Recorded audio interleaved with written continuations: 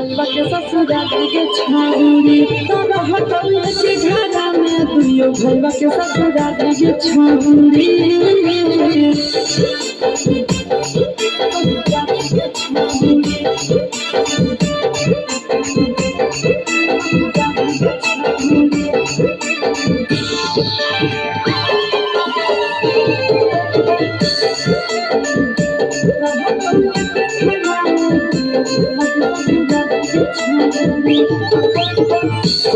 के तो mummy papa से ली हम समझाई गे वो न दहेज करब फिर में सगाई गे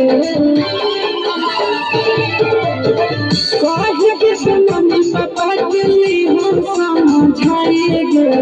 वो न दहेज करब फिर में सगाई गे अगे यही बोल के बड़तिया तोर दुआ के छौरी आई बोल के बड़तिया तोर दुआ के छौरी करह दउए के घरा में दुइयो भैया के ससुराल के छौरी करह दउए के घरा में दुइयो भैया के ससुराल के छौरी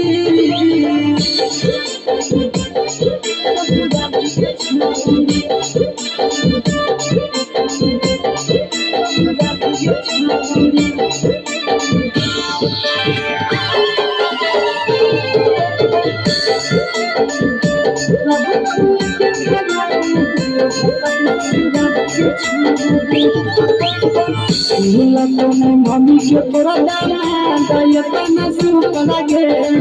करल पसंद छौरी देखल नीचे ऊपर गे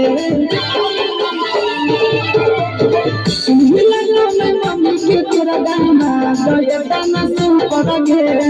करल पसंद छौरी देखल नीचे ऊपर गे सूरज आशीष के मानिले मम्मी साड़ी के छौरी सूरज नंदन के मानिले मम्मी साड़ी के छौरी करह दउए के घरा में दुइयो भैया के ससुराल के छौरी करह दउए के घरा में दुइयो भैया के ससुराल के छौरी।